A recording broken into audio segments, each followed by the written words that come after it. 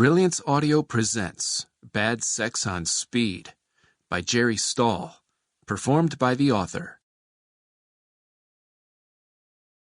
The rush, the terror, the acrid stink of your sweat soaking through furniture 3 blocks away. Speaking of stink, what is that? Did somebody piss under your arms? Is that possible? Could they have pissed in your armpits 3 weeks ago and you just now noticed? Like, say, when you get in a cab and the seat's wet after a pack of frat boys beer up too hard and leave bud puddles, hop inside and question, why does your God hate you? You hear the splat when you hit the seat, but answer, because you're a tweaker.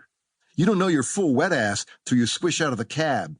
People never call the police until it's wet ass time. Al Pacino, Sea of Love. Speed keeps you so clammy you can't feel damp. Just one of the many advantages. Fucking alcoholics. Where's the dignity? Remember that dancer, Lola, Lurleen, Patricia, with the misspelled devil ink on her neck?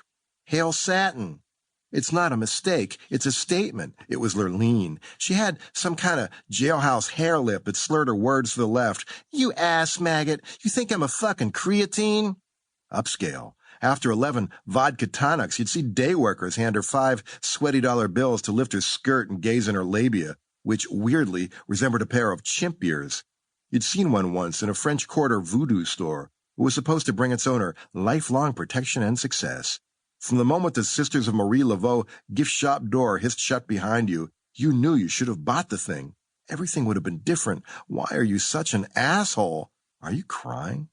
Want to know about how Lurleen? Darla? No, Zelda, would boot her vag needle, let it stand up and quiver by itself, then grand finale with a Heimlich-like shudder and pass out forehead first in the bar with a rig sticking out between her legs? The pink tip made it weirdly like a little dog's organ, aroused. You suffer compulsive thoughts, sometimes just images that you do not want to think but cannot stop thinking. This is one of them. Sometimes she'd wet herself. Who wouldn't? $5 more, she'd croak when she came to and saw her condition.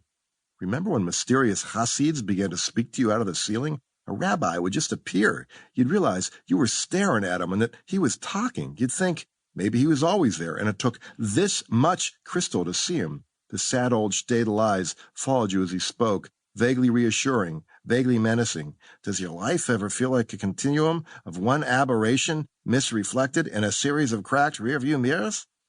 You'd think, misreflected? What a lame. Then you'd rethink, he's right.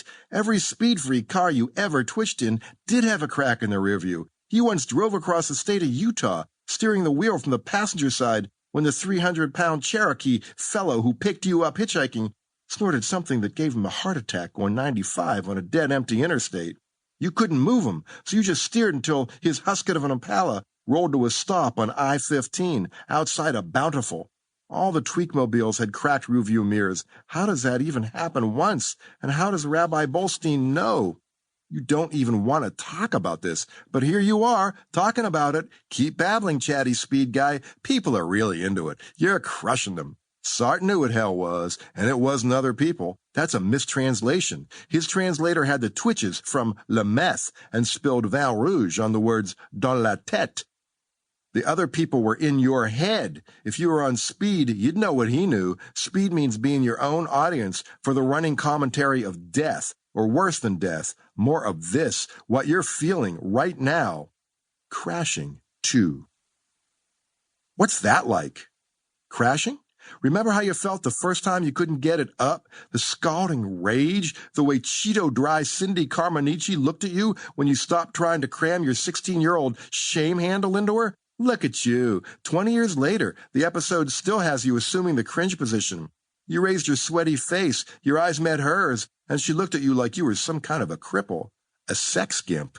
Crashing is that feeling, that kind of fun, some version of, nonstop, from the minute you wake up. If you sleep, which you don't, you're not an amateur.